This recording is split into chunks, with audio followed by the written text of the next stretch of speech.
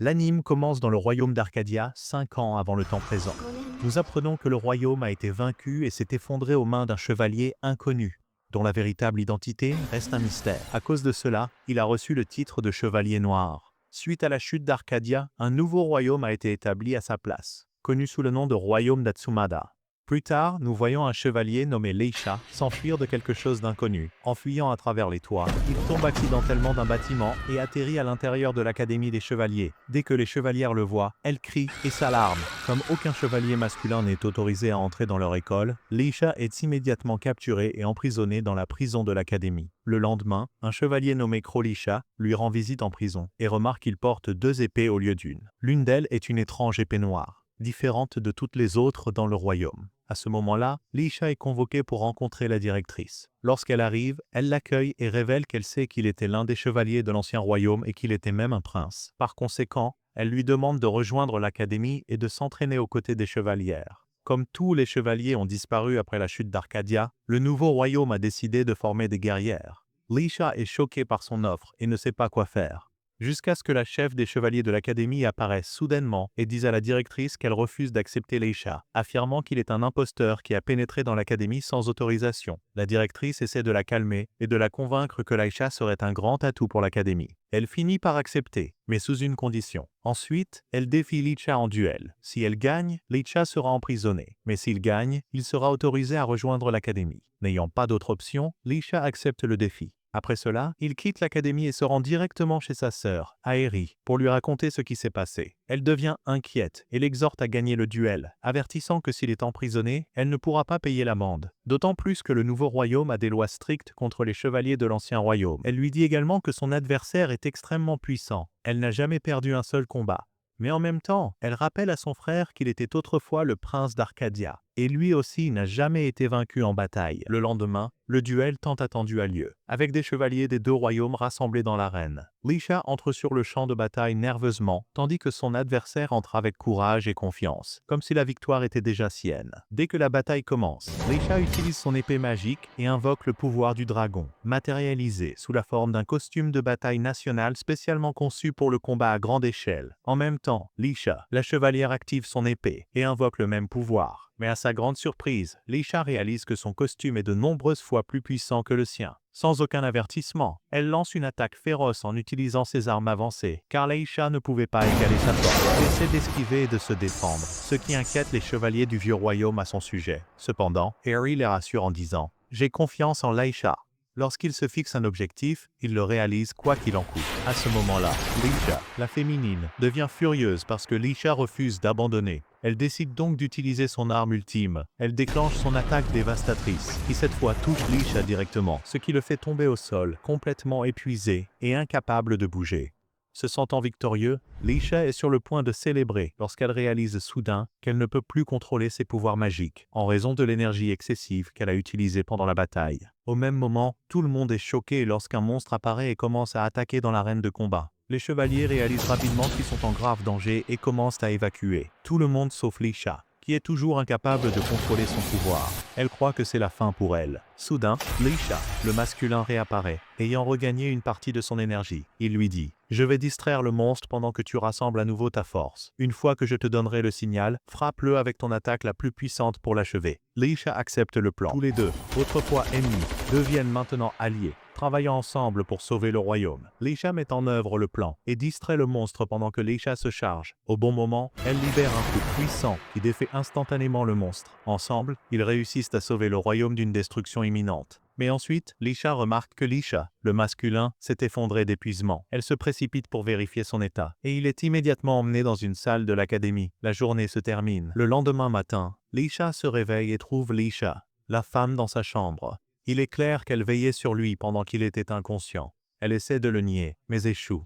Elle le remercie alors de lui avoir sauvé la vie et celle des autres chevaliers. Il devient évident qu'elle a commencé à développer des sentiments pour lui, dit-elle. Je te fais maintenant confiance. C'est pourquoi je vais partager mon secret avec toi.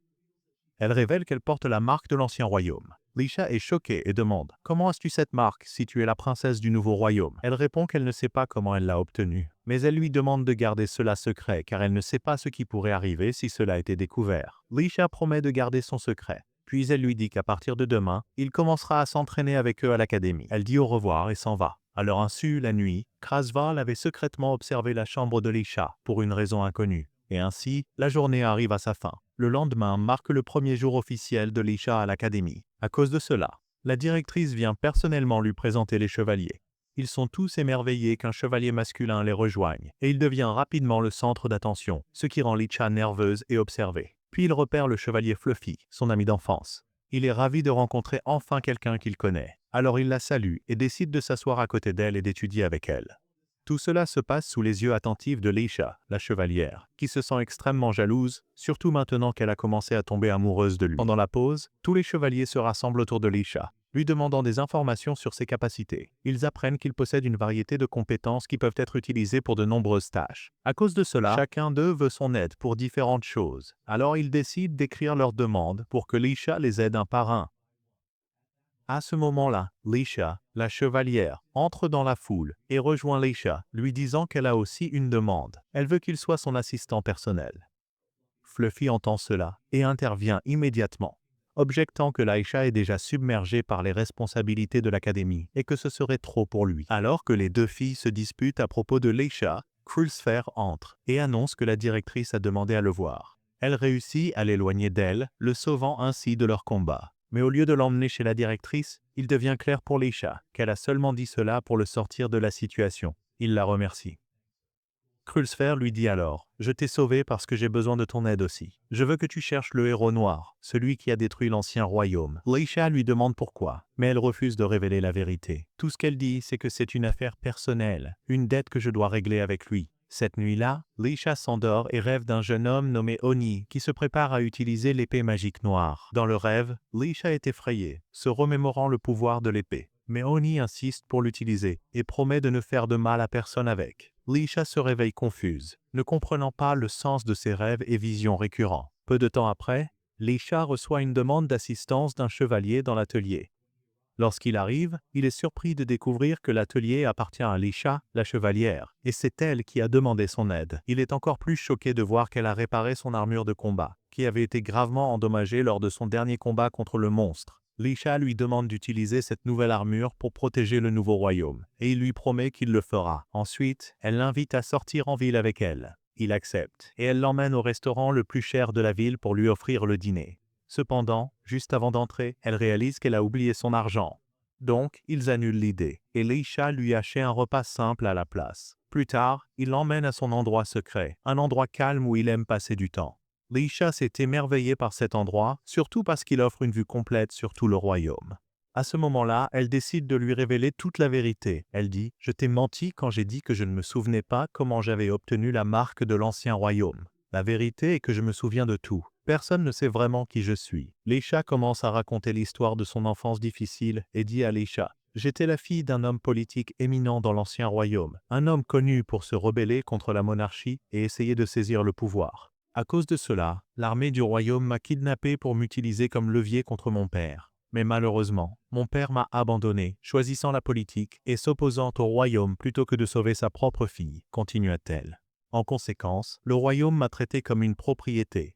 Ils m'ont marqué avec le sceau du royaume. J'ai gardé ce secret pour moi, car maintenant, je suis la princesse du nouveau royaume. Si quelqu'un découvrait mon secret, il me dépouillerait immédiatement de mon titre. » Elle ajouta avec tristesse. Même si je me sens comme une fraude et indigne du titre de princesse, je ne peux pas supporter la façon dont les autres chevaliers me traiteraient s'ils découvraient que j'avais menti. Le garçon lui a promis qu'il garderait son secret et ne le dirait à personne. Cependant, tout au long de la journée, il se demandait « Est-ce que je mérite même le titre de prince ?» Cette nuit-là, il s'est endormi encore hanté par cette question. Une fois de plus, il a rêvé d'Oni. Cette fois, il a vu Oni entouré de cadavres. Leisha était terrifié et choqué. Il a crié contre Oni avec colère, lui rappelant qu'il avait promis de ne blesser personne en utilisant le pouvoir de l'épée. Mais Oni a ri malicieusement et a répondu « Ce n'est que le début. À partir d'ici, la destruction du royaume commencera. » Leisha se réveilla de son cauchemar au son de l'alarme d'urgence de l'académie.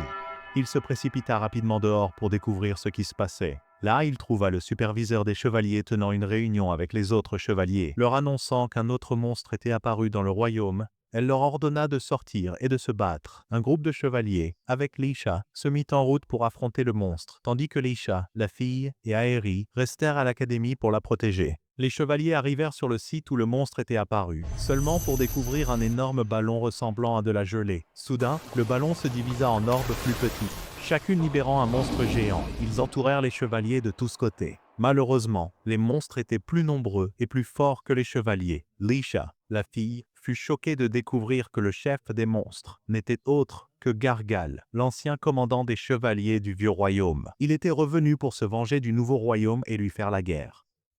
En même temps, Leisha apprit que l'armée des chevaliers prévoyait de se retirer, car ils ne pourraient pas vaincre les monstres seuls. Malgré cela, elle choisit de rester sur le champ de bataille, déterminée à se battre seule jusqu'à son dernier souffle. Mais Gargal était bien plus fort qu'elle. D'un seul coup, il la fit tomber au sol. Alors qu'elle était là, Gargal se rappela son passé, qu'elle avait autrefois été la reine du vieux royaume. Quand elle tenta de riposter, il devint furieux et tenta de la tuer. Au tout dernier moment, juste avant que son attaque ne l'atteigne, Leisha, le garçon, arriva sur le champ de bataille pour la sauver. Leisha se retrouva face à face avec Gargal, mais le pouvoir de Gargal était de nombreuses fois supérieur à celui de Leisha. Il parvint même à briser le bras de l'armure de combat, récemment réparée de Leisha. À ce moment-là, Leisha réalisa qu'il n'y avait aucun moyen de survivre contre Gargal, à moins qu'il n'utilise l'épée noire. À contre-cœur, Leisha dégaina l'épée noire, et dès qu'il le fit, une énorme énergie magique jaillit de celle-ci, différente de tout pouvoir qu'il avait ressenti auparavant. Ce pouvoir était si écrasant qu'il vainquit Gargal et le monstre à ses côtés en quelques minutes. À ce moment-là, Leisha, la fille, fut témoin du nouveau pouvoir de Leisha et fut choquée. C'était exactement le même pouvoir que celui du héros noir qui avait détruit le royaume il y a 5 ans. Mais elle décida de garder son secret et ne dit à personne ce qu'elle avait vu. Tout ce qu'elle a dit à la directrice et aux autres chevaliers, c'est que Leisha avait réussi à vaincre les monstres tout seul. À cause de cela, l'Académie a organisé une grande célébration en l'honneur de Leisha. Tous les chevaliers étaient ravis qu'il ait réussi à surmonter la menace pour le royaume. Au lieu de lui donner une récompense normale, la directrice a annoncé un événement compétitif spécial. Elle a remis à Leisha un formulaire de compétition et a dit à tous les chevaliers, quiconque parvient à prendre ce formulaire à Leisha avant la fin du temps imparti, il obéira à toutes ses demandes pendant une semaine entière. Elle leur a donné 1 heure pour lui prendre le formulaire. Après cela, le jeu prendrait fin. Leisha était choqué par la compétition étrange que la directrice avait inventée. Dès qu'il a pris le formulaire, il s'est immédiatement enfui, essayant d'échapper aux chevaliers qui le poursuivaient pour le réclamer.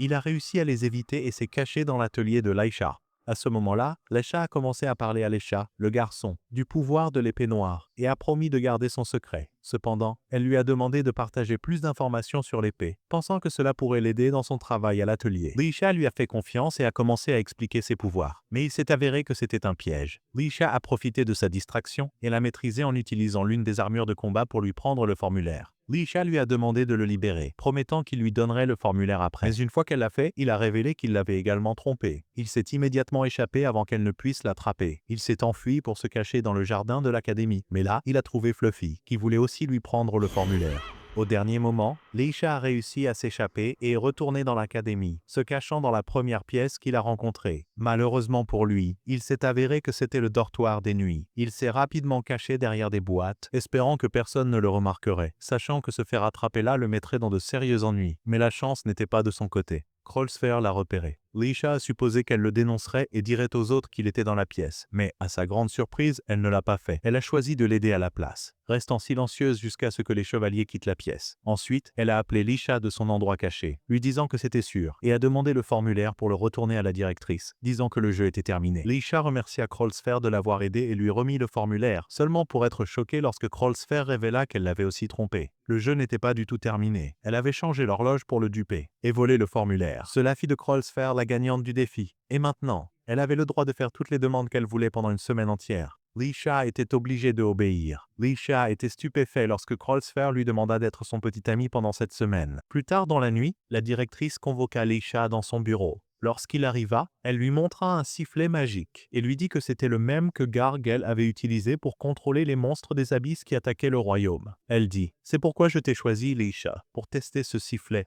et confirmer s'il les contrôle vraiment, car si c'est le cas, nous pourrions atteindre le royaume de la ruine. » Il a été révélé que le royaume de la ruine est un monde différent du leur, abritant la plupart des monstres.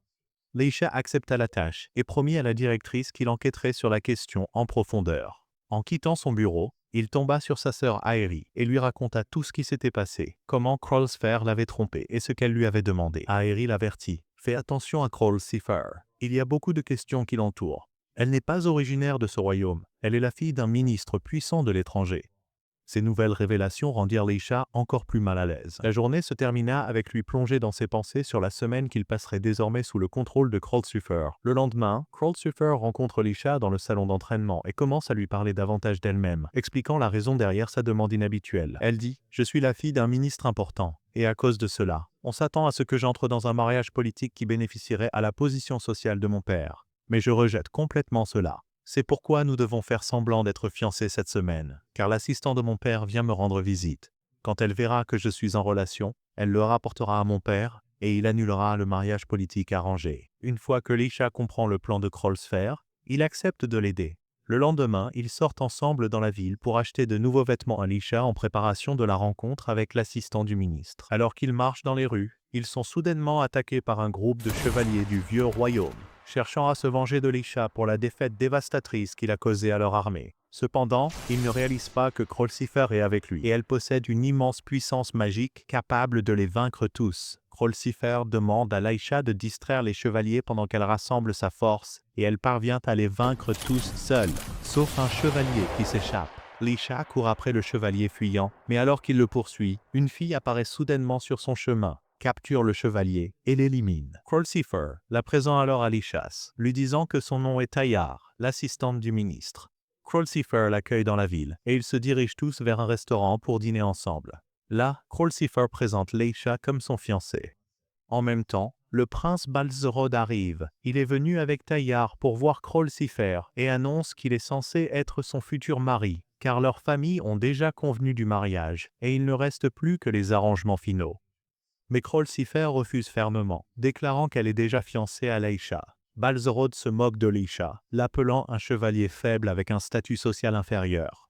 Mais lorsqu'il voit la détermination de Krolsifer et son choix de Leisha plutôt que lui, il défie Leisha en duel. Il déclare que le gagnant sera celui qui mérite d'épouser Krolsifer. Krolsifer accepte le défi au nom de Leisha mais impose une condition, qu'elle se battra aux côtés de Leisha et que Balzrod se battra aux côtés de Tayar, faisant de cela une bataille d'équipe. Balzrod accepte ces conditions et leur accorde 3 jours pour se préparer au combat. Ce même jour, Balzrod est montré en train de parler avec une figure mystérieuse, lui racontant tout ce qui s'est passé avec Krolsifer. L'inconnu lui dit qu'il doit prendre le contrôle de Krolsifer et l'épouser dès que possible. Elle est la clé pour nous donner accès au royaume des ruines. Encouragé par le plan, Balzrod promet de le mettre à exécution. Le lendemain, nous voyons Leisha assise à l'académie, épuisée par le manque de sommeil en raison de l'inquiétude constante concernant la bataille à venir dans 3 jours. Quand Leisha vit l'épuisement sur le visage de Leisha, elle devint profondément bouleversée. Elle affronta Krolsfer, l'accusant d'être la raison de l'état de Leisha, et de l'utiliser pour échapper à son mariage politique sans se soucier de son bien-être. Krolsfer, cependant, choisit d'ignorer la confrontation et d'éviter tout conflit supplémentaire. Elle annula toutes les séances d'entraînement qu'elle avait prévues avec Leisha et lui dit qu'elle avait une course importante à faire d'abord. Elle quitta ensuite complètement l'académie. En même temps au palais royal, tous les dirigeants du royaume étaient rassemblés pour une réunion importante. Le ministre commença en disant que nous savons tous que les monstres des abysses existent et que de leur lignée existe une bête légendaire encore plus forte appelée Ragnarok. Il y a des années, un sceau spécial a été jeté sur Ragnarok pour protéger le royaume de sa menace. En conséquence, il a été transformé en statue de pierre dans le royaume des ruines. Mais maintenant, un étrange pouvoir est apparu qui brise progressivement le sceau. Bientôt, Ragnarok sera complètement libéré et il reviendra se venger du royaume et le détruire. Tout le monde présent à la réunion était terrifié par cette nouvelle, et ils commencèrent à demander ce qui pouvait être fait pour sauver le royaume. À ce moment-là, le père de Balzrad prit la parole en disant que la seule solution est que nous descendions dans le royaume des ruines et que nous nous occupions de la menace à sa source. Il proposa ensuite que Balzrad soit celui qui exécute cette mission, et tout le monde acquiesça. Pendant ce temps, à l'académie, la directrice tenait une réunion avec les Nidus pour les informer de la mission d'inspection qui commencerait bientôt afin d'atteindre le royaume des ruines. Elle leur a également dit que le sifflet magique que Garjor avait utilisé pour contrôler les bêtes de l'abysse était maintenant en possession de Leisha, et qu'il serait celui qui le testerait et déterminerait son effet sur le royaume de la ruine et les monstres qui s'y trouvaient. Pendant la réunion, Leisha remarqua que Krolsifer était présent, ce qui le surprit puisque son nom n'était pas listé parmi ceux assignés à l'équipe d'inspection. Après la réunion, il s'approcha d'elle et lui demanda pourquoi elle était présente. Elle révéla qu'elle avait décidé de rejoindre l'équipe d'inspection. Lorsque Lisha lui demanda pourquoi, elle répondit « Parce que c'est le moyen le plus rapide d'atteindre l'objectif que je poursuis, la vérité que j'essaie de découvrir. » Puis elle le quitta, laissé-le confus et incertain de ce qu'elle voulait dire. Le lendemain, l'équipe de la sorcière commença à se préparer pour la mission. Avant qu'ils ne puissent commencer, le superviseur les surprit en présentant le chef d'équipe pour la mission d'inspection. Ce n'était autre que Balzrad. Lisha s'opposa immédiatement à sa présence en disant « Nous pouvons gérer cette mission nous-mêmes sans lui. » Mais Balzrad répondit froidement « Ce sont les ordres du gouvernement royal. De plus, ma future femme est avec vous et je dois la protéger personnellement. » Malheureusement, il n'avait d'autre choix que de procéder à la mission, malgré l'agacement de tous face à sa présence. Ils arrivèrent tous sur le lieu du royaume de la ruine, mais le premier à y parvenir fut Crucifer, qui était rempli d'excitation et impatient d'explorer les ruines. Soudain, un énorme monstre abyssal apparaît devant eux, provoquant la tension de tous les Nidus qui se préparent au combat. Cependant, Balzrad s'avance et s'en occupe seul, frappant l'abîme d'un seul coup avec les armes de son costume de combat, le détruisant complètement. À ce moment-là, Balzrad montre sa puissance et demande à Lisha « Penses-tu vraiment que tu pourras me vaincre en combat ?» Avant qu'il ne puisse terminer sa phrase, un autre groupe de monstres abyssaux apparaît, cette fois en encore plus grand nombre. Crucifer essaie de les affronter elle-même, mais Bofsiras tente de l'arrêter. Elle l'ignore et se libère, se dirigeant vers les monstres abyssaux. Étrangement, lorsqu'elle essaie d'utiliser son pouvoir, elle s'affaiblit considérablement et ne peut même pas vaincre un seul monstre. Alors Balzrad intervient encore une fois et les anéantit tous d'un seul mouvement. Il devient alors clair que ces monstres étaient en réalité les gardiens de la porte vers le royaume de la ruine, car dès qu'ils sont vaincus, la porte s'ouvre et aspire tout le monde à l'intérieur. En raison de l'énergie drainée de Lisha pendant l'entrée, il perd connaissance. À ce moment-là, il rêve qu'il était au même endroit des années auparavant, disant à Uni qu'il avait utilisé une nouvelle technique puissante qui avait épuisé une grande partie de son énergie. Lisha se réveille, confus par les étranges rêves récurrents qu'il ne comprend pas. Il se précipite rapidement pour aider Crucifer, qui est étrangement épuisé et faible.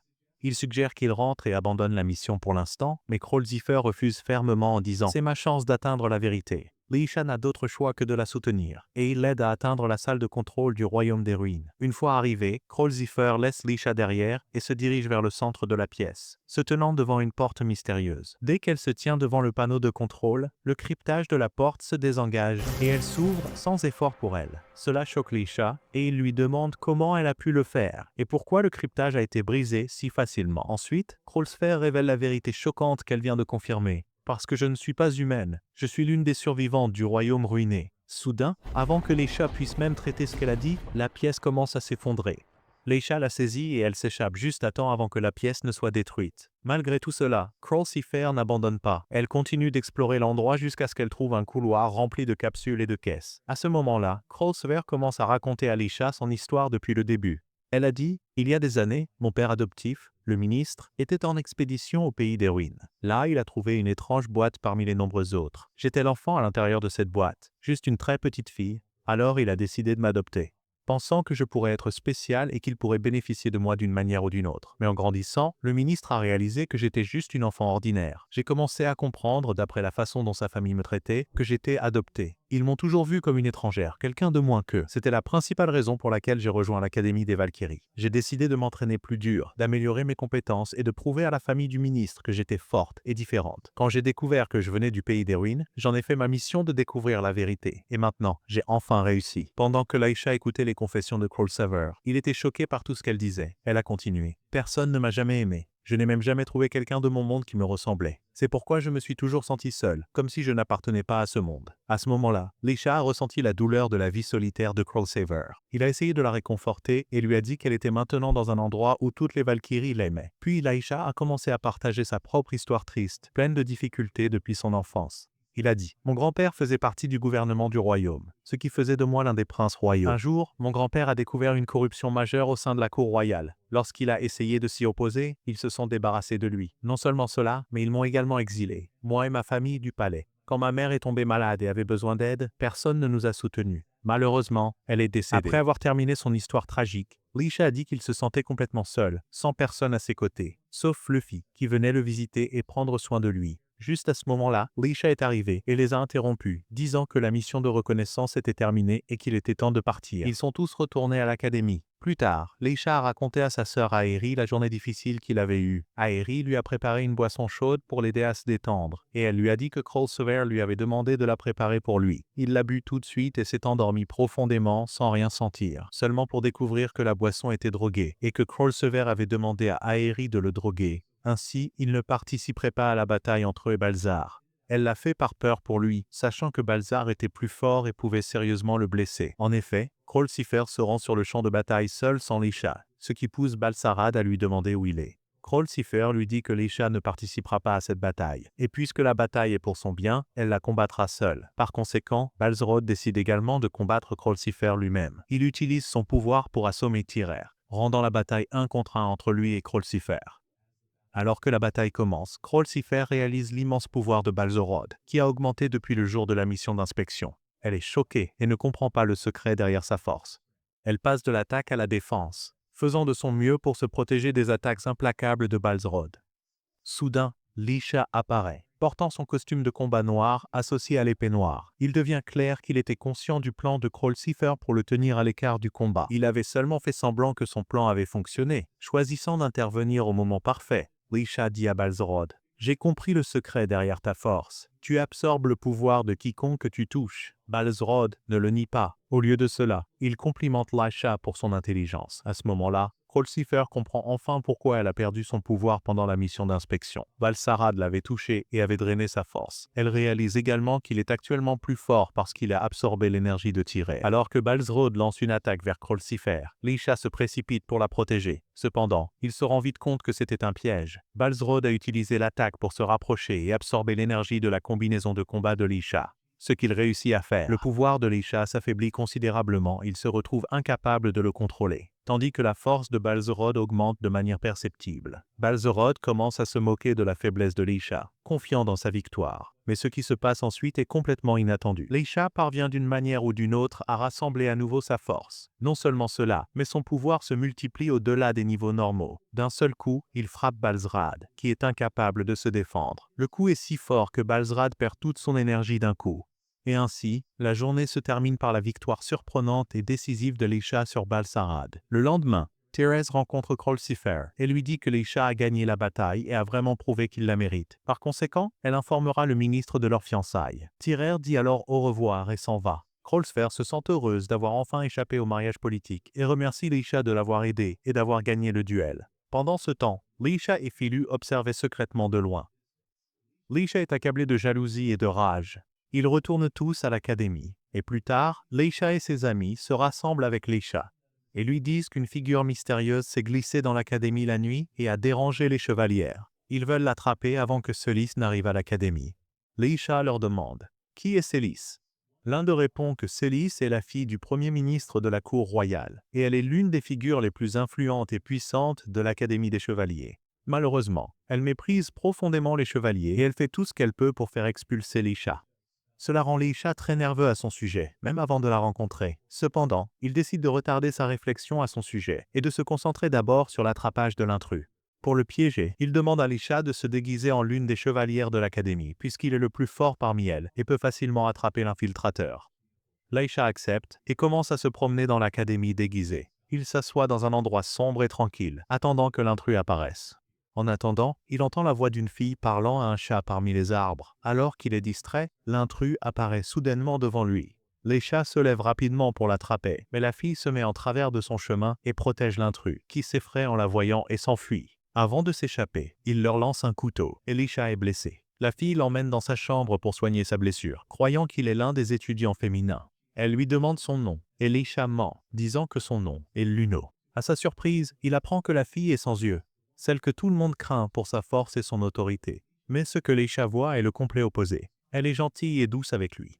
Il la remercie de l'avoir aidée. Puis il s'en va, pensant à Célis et au mystère derrière ses personnalités contrastées. Le lendemain, Leisha se réveille pour découvrir que toute l'académie est en chaos. Célis était allé voir le principal pour discuter de l'expulsion de Leisha de l'école. Leisha se précipite au bureau du principal pour voir ce qui se passe et cette fois, il est choqué de voir une version complètement différente de Célis de celle qu'il a rencontrée la nuit précédente. Forte, sévère et autoritaire dans ses décisions. Dès que Cél vit Leisha, elle le remercia pour ses efforts pour aider les chevaliers de l'académie. Elle lui dit que maintenant qu'elle était revenue, elle pouvait gérer le problème de Ragnarok toute seule. À ce moment-là, Leisha intervint dans la conversation et dit qu'il ne voulait pas le perdre. Et même Leisha lui-même exprima son désir de rester à l'académie. Il proposa d'aider avec la mission Ragnarok, mais Célis refusa fermement, disant qu'elle n'avait besoin de l'aide de personne, surtout pas d'un homme. Lorsque la directrice vit la tension, elle proposa une solution pour satisfaire tout le monde. Elle dit à Célis que les chevaliers de l'académie avaient des opinions différentes sur la question de savoir si Leisha devait rester ou être expulsé. Donc, pour résoudre le différend, un camp d'entraînement serait organisé sur une île au milieu de la mer où tous les chevaliers, avec Leisha, participeraient. Si à la fin du camp, Leisha ne parvenait pas à prouver qu'il méritait sa place, il serait immédiatement expulsé. Célis et le reste des chevaliers acceptèrent la proposition. Cependant, malgré son accord, Célis était déterminée à expulser Leisha même après le camp. Elle l'avoua à son assistante Tanya. Après le départ de Tanya, Célis se dit elle-même « Je dois faire cela et expulser Leisha de l'académie. Je dois le protéger du danger. » Il était clair que Célis cachait un grand secret qu'elle seule connaissait. Le lendemain marqua le début du camp d'entraînement. Tous les chevaliers, avec Leisha, se rendirent sur l'île. Célis était en charge de l'entraînement, et elle les fit s'entraîner pendant de longues heures épuisantes, laissant tout le monde épuisé à la fin de la journée. Cette nuit-là, Leisha s'assit avec Rolsfer et l'autre Leisha, discutant de Célis et de ses compétences, comment elle était toujours un pas en avant des autres chevaliers et indéniablement la plus forte parmi eux. À ce moment-là, l'un des chevaliers est venu et a demandé Luno, en disant que Célis voulait la voir. Leisha s'est devenue nerveuse et s'est rendu compte qu'il devait se déguiser à nouveau ou risquer d'être découvert et immédiatement expulsé. Ainsi, Leisha s'est déguisée en Luno à nouveau et est allée rencontrer Céleste, qui l'a accueillie chaleureusement et a vérifié sa blessure à la main. Puis elle a invité Luno à sortir avec elle le lendemain. Leisha a encore une fois été témoin du côté aimable et doux de Célis, un côté que aucun des chevaliers de l'académie n'avait jamais vu. À cause de cela, il a accepté de sortir avec elle. Le lendemain, lorsque Leisha quitta la chambre de Silas, il fut surpris de trouver Tanyar debout devant lui, lui posant des questions sur son nom et depuis combien de temps il était à l'académie. À ce moment-là, Crossover est apparu et l'a sauvé. Il a dit à Tanyar que la fille avec elle était une chevalière nommée Luno et que la directrice voulait la voir. Elle a emmené Luno loin de Tanyar et alors qu'elle s'éloignait, Leisha a remercié Crossilver de l'avoir sauvée d'une situation sérieuse. Le lendemain, Leisha s'est déguisée à nouveau et a attendu Salus pour qu'ils puissent sortir ensemble. Après un court moment, Salus est arrivée, visiblement heureuse de sortir avec Luno, tandis que Leisha restait anxieuse toute la journée, inquiète que son secret puisse être exposé. Salus a interprété sa nervosité comme un signe que Luno n'appréciait pas la sortie. Elle s'est excusée en disant « Je suis désolée de t'avoir pressé de venir avec moi. J'ai toujours été seule et je n'ai jamais eu d'amis. Quand je t'ai rencontré pour la première fois, j'ai eu l'impression que tu pouvais en être un. » Luno l'a rapidement rassurée, disant qu'elle était heureuse d'être avec elle et espérait qu'elle pourrait devenir amie. Elles ont passé la journée ensemble, et Salus est ouverte sur sa vie. Elle a dit à Luno « Je suis la fille du premier ministre de la cour royale, donc j'ai toujours été sous pression et responsabilité. Je dois être la plus compétente parmi les chevaliers et une guerrière forte qui ne demande jamais d'aide, même si j'en ai besoin. » Silas a alors décidé de révéler son secret. Je ne déteste pas vraiment les chevaliers comme tout le monde le pense. La vérité est que je les admire et leur force, et j'essaie d'égaler leurs compétences. Je fais semblant de les détester parce qu'au fond, ils sont plus forts que moi, et ils me font me sentir faible. Elle a également avoué qu'elle voulait expulser Leisha de l'académie pour le protéger parce qu'elle ne voulait pas qu'il meure de la même manière que son grand-père. Leisha ne comprenait pas ce qu'elle voulait dire, ni comment son grand-père était mort, ni quelle était la connexion de Célis à cela. La journée s'est terminée sans qu'il apprenne la vérité. Le lendemain, c'était le duel prévu entre Leisha et Célis, qui déterminerait si Leisha pouvait rester à l'académie.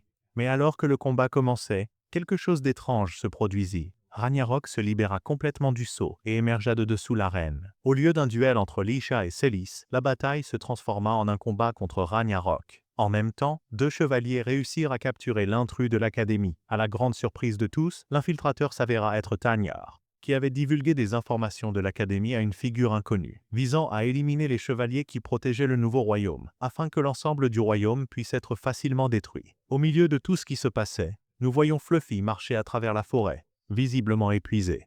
Heureusement, sa sœur la trouve juste avant qu'elle ne s'effondre. À ce moment-là, nous apprenons que Fluffy est la sœur de la directrice de l'académie, qui promet de la protéger et de garder son secret. Même si cela signifie se dresser seule contre le royaume, il devient clair que Fluffy cache aussi un secret dangereux. De retour sur le champ de bataille, nous trouvons Leisha et Silas unis dans leur lutte contre Ragnarok. Silas est choqué de voir Tanyar au milieu du champ de bataille. Et non seulement cela, mais se tenant contre elle. Tanyar décide alors de révéler le secret de Silas, confessant à Lichat que son grand-père est mort à cause de Silas. Elle croit que cette confession amènera Leisha à abandonner Silas. Cependant, ces paroles n'ont aucun effet sur lui, et il continue de soutenir Silas dans leur bataille contre Ragnarok. Alors que la bataille s'intensifie, Silas perd toute sa force et s'effondre. Leisha se précipite à ses côtés et la sauve avant qu'elle ne soit blessée. Silas s'excuse alors auprès de lui d'avoir caché la vérité, expliquant que son grand-père était son professeur dans l'art du combat. Un jour, elle a surpris une conversation sur la corruption à la cour royale et a dit à son grand-père que lorsqu'il a essayé de l'arrêter, il a été emprisonné. Et plus tard, il est mort en prison. Leisha la rassure en lui disant qu'il n'est pas en colère et confesse qu'il avait lui aussi menti, cachant la vérité qu'il était en fait son ami proche, Luno. Ensuite, Leisha manie l'épée noire et dit à Silas qu'il finira Ragnarok lui-même. Il retourne sur le champ de bataille, où la bête se révèle être encore plus forte et plus grande que Leisha ne l'avait prévu. Néanmoins, Leisha rassemble toute sa force et transperce le corps de Ragnarok, droit vers son cœur. Alors, avec sa lame acérée, il tranche à travers tous les membres massifs de Ragnarok étendus sur le champ de bataille. Enfin, Ragnarok est détruit, et avec lui, la menace qui pesait sur le royaume est vaincue. À ce moment-là, la personne mystérieuse apparaît sur le champ de bataille aux côtés de Tanyr, riant méchamment en disant à Leisha que c'est le début de la vengeance. Parce que l'incident qui s'est produit il y a 5 ans est sur le point de se répéter. Soudain, lui et Tanyr disparaissent de la scène.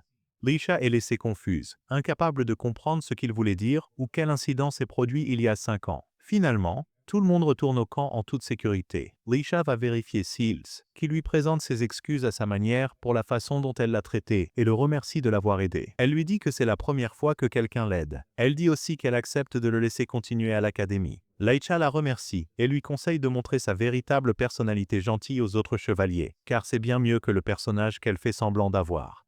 Cette nuit-là, tous les chevaliers entendent un bruit fort venant des profondeurs de la mer. Tout le monde se précipite dehors pour voir ce qui se passe, et ils sont choqués de voir une structure massive en forme de poisson à l'envers émerger de la mer. Tout le monde se demande ce que c'est, et pourquoi cela apparaît à ce moment précis. La directrice s'avance alors et dit que cette structure est l'une des bêtes des abysses, et qu'il est maintenant temps de révéler le véritable objectif de ce camp d'entraînement, réentrer dans le royaume des abysses. Mais cette fois, pour éliminer toutes les bêtes des abysses qui s'y trouvent. Elle les informe que le voyage vers l'abysse commencera dans 2 jours. Le lendemain, Leisha rend visite à Philophie pour prendre de ses nouvelles après avoir entendu qu'elle est malade. Il lui demande de ne pas rejoindre la mission vers le royaume des abysses, mais elle refuse, disant qu'elle doit accomplir cette mission avec eux. Plus tard, Leisha rend visite à Leisha, qui lui dit qu'elle a amélioré son costume de combat pour le rendre plus puissant au combat. Il la remercie pour son aide. Lorsque le jour du voyage arrive, la directrice dit à tout le monde qu'à ce moment-là, ils exploreront chaque coin du royaume des abysses sans laisser une seule zone intacte. Elle entre la première dans la porte des abysses, suivie du reste des chevaliers. Dès qu'ils arrivent dans le royaume des abysses, ils se divisent en groupes et se dispersent pour explorer. Le groupe de Leisha comprend sa sœur Erie et Célis, qui est excitée de enfin réaliser une mission d'équipe après avoir toujours travaillé seule toute sa vie. Pendant ce temps, nous voyons le gouvernement de la cour royale discuter de Leisha, qui a réussi à vaincre Ragnarok seul, sans aide. Ils commencent à envisager de le recruter dans l'armée royale, car il renforcerait considérablement leurs forces. La reine répond qu'elle prendra en compte leurs suggestions avant de prendre une décision. De retour dans le royaume de l'abîme, Leisha et son équipe découvrent une fille allongée paisiblement endormie dans le royaume. À ce moment-là, Grulcifer est arrivé et a vu la fille. Dès qu'elle l'a regardée, elle a réalisé que la fille n'était ni humaine ni l'une des créatures du monde des ruines. Au moment où Crucifer l'a touchée, la fille s'est activée et a commencé à fonctionner. Elle s'est présentée comme Krolch et a expliqué qu'elle était un androïde créé par les producteurs des ruines pour stocker des informations sur le monde et aider à le protéger. Elle a également informé Krolcifer qu'elle était l'une des superviseurs autorisés capables de la contrôler. C'est pourquoi elle s'est activée instantanément au toucher de Krolcifer. Leisha a ensuite demandé à Krolch si elle avait des informations sur l'origine des ruines et ce qui avait conduit à son effondrement. Krolch s'est excusée, disant qu'elle avait été inactive pendant de nombreuses années, ce qui avait causé un dysfonctionnement dans sa mémoire, effaçant une grande partie des informations stockées. Une fois que Leisha et Krolcifer étaient certains que Krolch ne représentait aucune menace, ils l'ont amenée aux autres chevaliers pour s'occuper d'elle pendant qu'ils poursuivaient leur mission. Pendant ce temps, Leisha a remarqué que l'état de Fluffy empirait à nouveau. Inquiet, il est allé vérifier son état et a décidé de rejoindre son équipe et celle de la directrice pour s'assurer qu'elle était bien soignée. Ils avaient déjà couvert une partie importante des ruines, mais malheureusement, l'état de Fluffy s'est encore encore détérioré, juste au moment où des monstres abyssaux sont apparus et ont commencé à attaquer les chevaliers à travers les ruines. Cela a été causé par la silhouette mystérieuse qui avait commencé à utiliser le sifflet qui contrôle les créatures abyssales. Lorsque Leisha a appris ce qui se passait, il a demandé à la directrice d'arrêter la mission et d'évacuer, mais elle a fermement refusé, insistant pour qu'il continue. Même Fluffy s'est forcé à avancer, utilisant sa force pour atteindre la salle de contrôle avant quiconque. Leisha n'avait d'autre choix que de dégainer son épée noire et de se précipiter après elle pour la protéger. Dès que Fluffy a mis les pieds au centre de la salle de contrôle, quelque chose d'étrange s'est produit. Ils ont tous deux été transportés à un endroit complètement différent. Leisha était stupéfait par ce nouvel endroit, et des souvenirs de son enfance ont commencé à refaire surface. Il se souvenait soudain d'avoir déjà été dans cet endroit. Quand lui et Fluffy ont été kidnappés enfants, c'est ici que les scientifiques du royaume ont expérimenté sur eux dans une tentative d'améliorer leur pouvoir magique. Il a ensuite vu une salle souterraine. Lorsqu'il est entré, il a trouvé Fluffy à l'intérieur, dans un état terrible. Il s'est précipité pour la porter dehors, mais, à sa grande surprise, Fluffy l'a soudainement attaqué avec une force violente, enroulant ses mains autour de son cou, ses yeux se transformant étrangement alors qu'elle souriait à Leisha, un sourire maléfique et terrifiant, tout en serrant son étreinte, clairement déterminée à mettre fin à ses jours. À ce moment-là, Fluffy commence à se rappeler de son dernier souvenir avec Leisha de leur enfance, lorsqu'elle marchait tristement avec sa famille vers le nouveau royaume. À ce moment-là, Leisha l'a appelé et a promis qu'il reconstruirait leur royaume à partir de zéro pour qu'elle puisse y vivre à nouveau. Ce souvenir aide Fluffy à se libérer de l'état de contrôle dans lequel elle se trouvait et elle s'évanouit. Juste à ce moment-là, l'homme mystérieux apparaît à nouveau, celui qui est toujours derrière chaque calamité qui frappe le royaume. Cette fois, Leisha lève son épée devant le visage de l'homme, prêt à frapper, et exige de savoir qui il est et quel est son but derrière tout cela. L'homme révèle son nom, Ace, et admet que son objectif est de détruire le royaume. Il avoue également que l'état de Fluffy est de sa faute, parce qu'ils avaient planté des graines de Ragnarok en elle. Ces graines sont maintenant en train de pousser, et finalement, elles la transformeront en bête abyssale. Mais ce n'est pas tout. Est délivre une vérité encore plus dévastatrice. La durée de vie de Fluffy est maintenant très courte. Elle est dans ses derniers jours parce qu'elle continue de résister aux ordres abyssaux en elle. Cette résistance lui épuise son énergie et sa santé. Leisha est encore plus choquée lorsque Ace lui dit que l'abysse ordonne à Fluffy de tuer Leisha.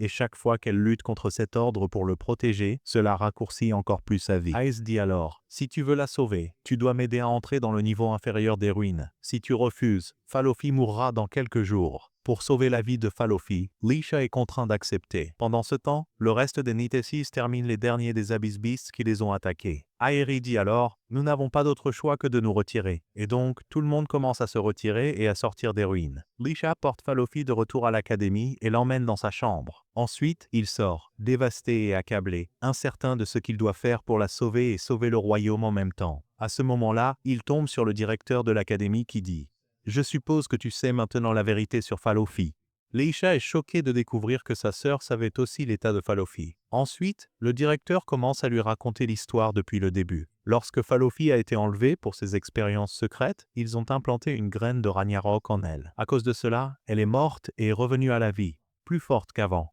Cette fois cependant, son corps abritait une bête abyssale. C'est pourquoi Fluffy réagit chaque fois qu'elle entend le sifflet de contrôle pour les bêtes abyssales. C'est aussi la raison pour laquelle je suis personnellement descendu dans les ruines, pour chercher un remède et trouver un moyen de la sauver, avant qu'elle ne se transforme complètement en monstre. Leisha la rassure et promet, « Je trouverai une solution, et je sauverai Fluffy. » Le lendemain, Leisha va vérifier Fluffy, et cette fois, il la trouve éveillée.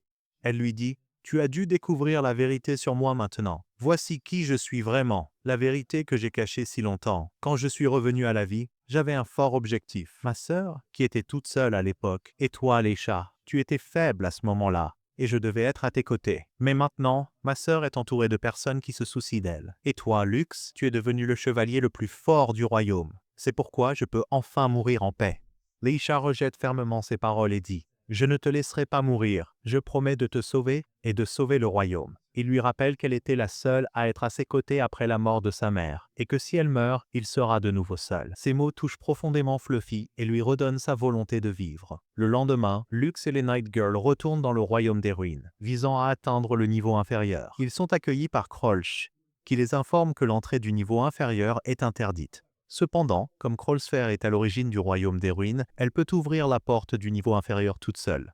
Cela surprend toutes les Night Girls. Comme seule Leisha connaît la véritable identité de Crossfair, elle ment et dit à tout le monde que Crossfair lui a donné la permission parce qu'elle l'a trouvée en première et la considère comme sa supérieure. Tout le monde entre alors dans le niveau inférieur, et Krolch dit soudain: je viens juste de récupérer les données perdues de ma mémoire. Je me souviens de ma mission d'origine. Je dois vous éliminer tous parce que vous êtes des ennemis du royaume des ruines. Au même moment, S arrive au niveau inférieur et dit à Leisha: à cause de ta folie, tu as tenu ta promesse. Tu m'as amené ici sans même t'en rendre compte. Tout le monde est choqué de voir Fluffy avec empressement, et encore plus stupéfait de voir qu'il a un contrôle total sur elle. Quand il lui dit d'attaquer les Night Girls, elle obéit en fait, et commence l'assaut.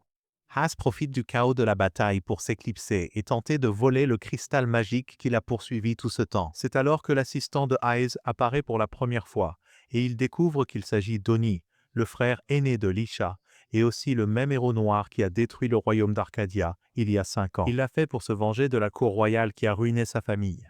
À ce moment-là, Ast invoque une immense bête Ragnarok pour détruire les Night Girls, surtout après que Fluffy se libère de son contrôle et refuse de lui obéir. Leisha est alors contraint d'utiliser son épée noire pour combattre le Ragnarok, et il demande à Leisha, la fille ingénieure, d'améliorer la puissance de son costume de combat. Malgré le grand danger dans lequel cela la met, elle accepte et commence à le renforcer. Leisha a commencé à attaquer Ragnarok, mais étrangement, à chaque coup qu'il portait, la puissance de Ragnarok augmentait. Finalement, Ragnarok a dominé Leisha et l'a retenue avec ses longues et robustes racines. À ce moment-là, Oni a eu contact avec Leisha, son frère aîné, pour la première fois et a dit: tu n'as pas changé. Tu es toujours aussi insensé que tu l'étais à l'époque, quand tu as essayé de m'arrêter, pensant que tu pouvais sauver le monde tout seul. Et maintenant, tu le fais à nouveau, essayant de protéger ton ami d'enfance et le reste des chevaliers tout seul. Mais cette fois encore, tu échoueras. Leisha a alors réalisé que celui qui parlait était Oni. Enragé par ces paroles, Leisha a décidé de libérer son pouvoir ultime. Il s'est poussé au-delà de ses limites, libérant toute l'énergie stockée dans son costume de combat. Tout le monde était choqué par la force écrasante de Leisha qui dépassait de loin les attentes. Il a détruit à lui seul le colossal Ragnarok, le déchirant en morceaux, et non seulement cela, il a également anéanti toute la porte vers le monde des ruines. À ce moment-là, Oni a réalisé que Leisha avait vraiment changé. Il n'était plus le faible garçon effrayé d'il y a 5 ans. Après un certain temps, Leisha a repris conscience et s'est retrouvé de retour à l'académie, avec Filifi assise à ses côtés. Elle lui a dit qu'il s'était évanoui en raison de l'immense effort qu'il avait fourni et a confirmé qu'il avait effectivement vaincu Ragnarok tout seul. Philophile l'a ensuite remercié d'avoir tenu sa promesse, de l'avoir sauvé et d'avoir sauvé le reste des chevaliers. Après un certain temps, Lucas a commencé à se rétablir, et toutes les chevalières se sont rassemblées autour de lui pour le rassurer qu'il allait bien, et pour le remercier de les avoir toujours aidés et sauvés pendant les moments difficiles. À ce moment-là, la directrice de l'académie est arrivée, et les a informés qu'elle devait payer une lourde amende en raison de la destruction de la porte des ruines. Mais après cette nouvelle, elle a remonté leur morale avec une annonce heureuse. Le festival annuel du royaume commencerait dans quelques jours. Tous les Nidus se réjouissaient, sauf Leisha, qui semblait anxieux et nerveux. Plus tard, Leisha s'est approchée de Lucas et lui a demandé s'il voulait sortir avec elle. En même temps, les autres Nitus ont fait la même offre, et une dispute a éclaté pour savoir qui accompagnerait Lucas. Il se retrouva pris au milieu, incapable d'arrêter leur querelle, jusqu'à ce que le directeur intervienne et propose une solution. Lucas ne devait choisir que 3 Nidus pour sortir avec lui. Tout le monde accepta la suggestion, et la journée se termina avec chaque fille espérant être choisie. Le lendemain, Aeri sortit avec son frère Lucas pour une promenade dans les rues du royaume. Lucas remarqua de nombreux nobles se diriger vers l'académie. Alors il demanda à Aeri pourquoi. Elle expliqua qu'à chaque année pendant le festival, il y a une compétition entre les royaumes et que cette année, lui et les Nidus représenteraient leur royaume au tournoi. Elle lui demanda de prendre soin de sa santé dans les jours à venir, car l'effort qu'il avait fourni la dernière fois l'avait épuisé. Puis Aeri lui annonça une nouvelle choquante. Tout le royaume était en émoi parce que le Nidus Dagger de l'Ancien Empire s'était échappé de prison. Elle était connue comme le Nidus le plus fort de l'Ancien Royaume, invaincu par quiconque. Son évasion signifiait que le désastre était à l'horizon. Aeri l'avertit d'être prudent, surtout qu'il était le prince de l'Ancien Royaume. Elle était certaine que le Nidus échappé essaierait de l'atteindre. Ce même jour, Lucas sortit avec Leisha en ville. Il s'avéra que Leisha était le premier Nidus qu'il avait choisi pour l'accompagner. Ils ont tous deux apprécié leur temps ensemble, surtout Leisha, qui a remercié Lucas de l'avoir choisi. Elle lui a dit que tous les Nidus l'aimaient et essayaient de se rapprocher de lui, contrairement à elle, car ils craignaient son statut et gardaient leur distance. Mais elle a dit qu'elle ne renoncerait pas et qu'elle continuerait à essayer jusqu'à ce qu'elle prouve qu'elle méritait d'être leur amie. Lucas l'a encouragée à poursuivre cet objectif et lui a dit qu'elle était gentille et que tous les Nidus finiraient sûrement par l'aimer. Après avoir terminé sa sortie avec Leishas, Lucas est allé rencontrer Krolsfer, le deuxième Nidus qu'il avait choisi. Elle l'avait invité à l'une des fêtes royales. Lucas n'était pas habitué à de tels événements et ne savait même pas comment danser avec elle comme les autres princes à la fête. Krolsfer a commencé à lui apprendre à danser correctement et après cela, ils sont sortis pour se tenir seuls, loin de la fête.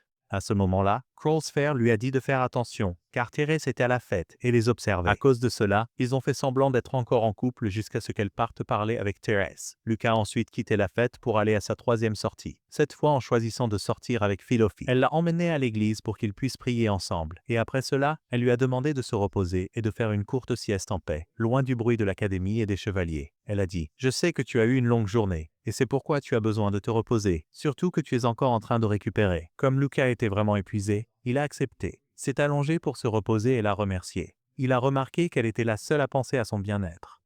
À la fin de la journée, Lucas est retourné à l'académie, où il a trouvé Leisha l'attendant à la porte. Elle l'a surpris avec une offre inattendue. Elle lui a demandé de devenir son chevalier et sa garde personnelle. Lucas était stupéfait par sa demande soudaine. Alors Leisha a expliqué que le dernier jour du festival, elle donnerait un discours aux gens. Et il était nécessaire qu'elle ait un chevalier et un protecteur personnel à ses côtés. C'est pourquoi elle l'a choisi. Elle lui a assuré qu'elle ne le mettrait pas sous pression et qu'il était libre d'y réfléchir. Puis elle l'a quitté. Le lendemain, Lucas s'est assis avec sa sœur Aérie à son endroit préféré. Elle l'a informé que le temps maximum qu'il pouvait utiliser en toute sécurité son costume de combat était de 12 minutes, car son corps ne s'était pas complètement remis de la dernière bataille. Elle lui a conseillé de se retirer de la compétition du Festival du Royaume en disant « Tu as des choses plus importantes à te soucier que la compétition. » Pendant qu'il parlait, la dague de l'Empire est soudainement apparue devant eux et a dit à Lucas « Je t'ai enfin trouvé, je te cherche depuis longtemps. » Lucas a paniqué. Il a rapidement dégainé son épée et l'a averti de ne pas s'approcher. Il lui a demandé pourquoi elle le cherchait et si elle avait l'intention de le tuer. Elle a été surprise par sa réaction et elle s'est présentée en disant « Je suis Yoruka, le chevalier le plus fort de l'Ancien Empire. J'espère devenir ton assistant personnel, ton ombre qui ne te quitte jamais. » Lucas et Eri étaient tous deux choqués et confus par ces paroles. Yoruka a ensuite expliqué qu'elle avait cherché le prince de l'Ancien Royaume afin de pouvoir se tenir à ses côtés et le soutenir. C'était son seul objectif. Lucas lui a dit qu'il considérerait sa demande mais seulement après la fin du festival. Bien sûr, Yoruka n'a pas abandonné. Elle a suivi Lucas jusqu'à l'académie pour le convaincre de l'accepter comme son assistante. Elle lui a dit qu'elle avait servi son père auparavant et qu'elle voulait maintenant continuer cet héritage en devenant son assistante également. À ce moment-là, Yoruka a surpris Lucas avec une question étrange, en lui demandant « Combien de temps comptes-tu continuer à tromper les chevaliers ?» Elle lui a dit qu'elle comprenait son plan pour gagner la confiance des chevaliers afin qu'ils puissent facilement les éliminer et restaurer l'ancien royaume. Cependant, Lucas l'a choqué en disant « Je n'ai jamais pensé à cela et je n'ai pas l'intention de revivre l'ancien royaume. »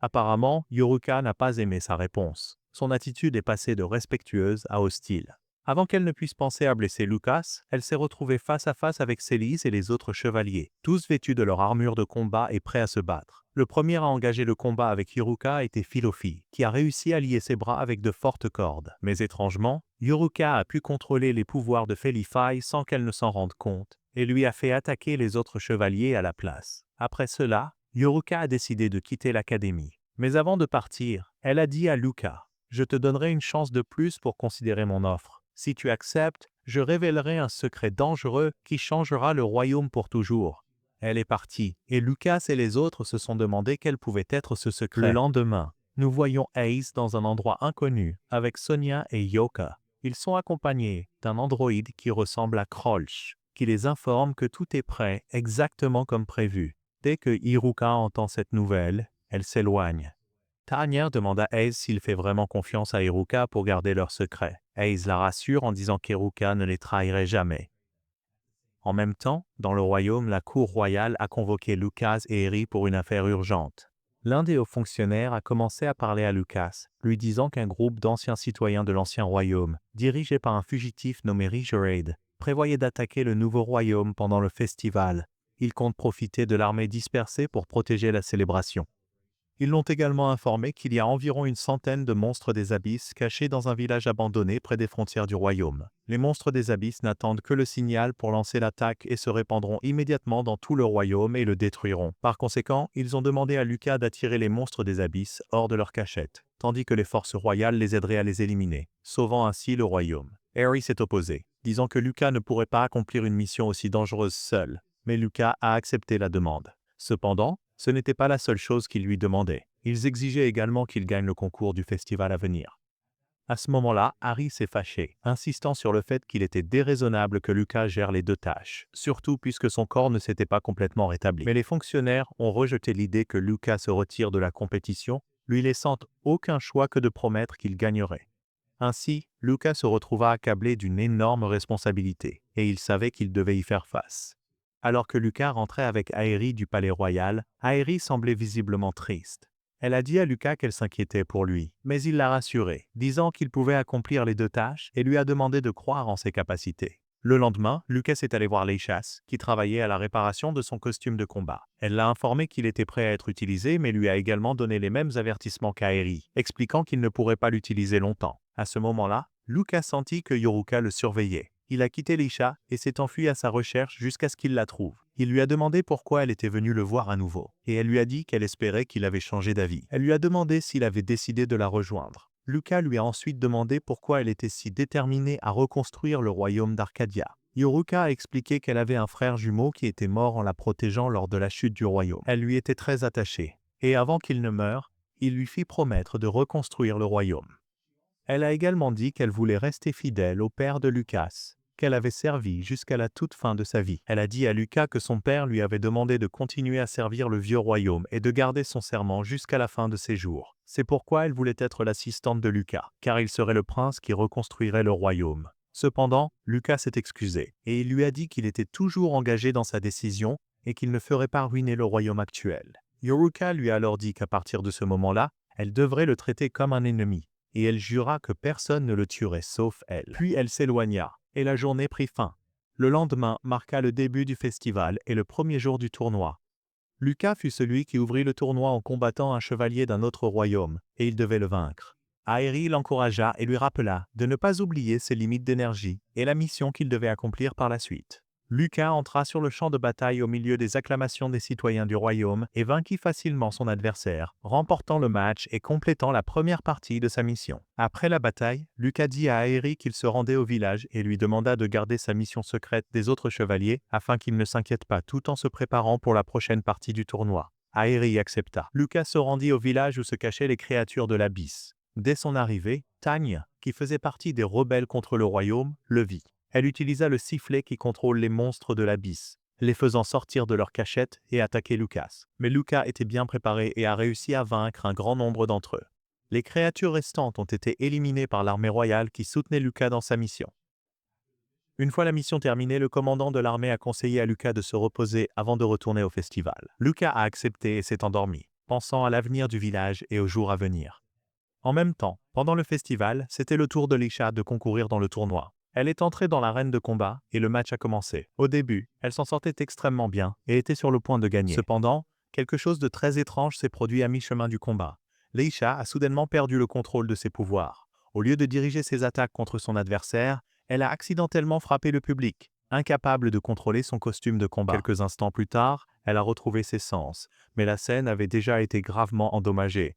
En conséquence, les forces de police sont arrivées et ont arrêté Leisha pour mise en danger de la vie des civils. Peu importe combien elle a essayé d'expliquer qu'elle ne pouvait vraiment pas contrôler son pouvoir, personne ne l'a cru. Elle a finalement capitulé et est partie avec eux vers la prison. Par la suite, toutes les filles de la nuit se sont réunies pour trouver un moyen de sauver Leisha. Elles ont découvert que ce qui lui est arrivé a été causé par Yoruka, car elle est la seule à posséder la capacité de contrôler les pouvoirs des autres. En même temps, les filles ont réalisé que Lucas manquait à l'appel. C'est alors qu'Aérie a décidé de leur dire la vérité. Lucas était actuellement en train de combattre les créatures de l'abîme dans le village. Réalisant qu'il ne pourrait pas les aider cette fois-ci, les filles ont décidé de compter sur elles-mêmes. Leur première décision a été de ne pas se retirer du tournoi. Elles croyaient que si elles gagnaient, elles trouveraient sûrement un moyen de sauver les chasses.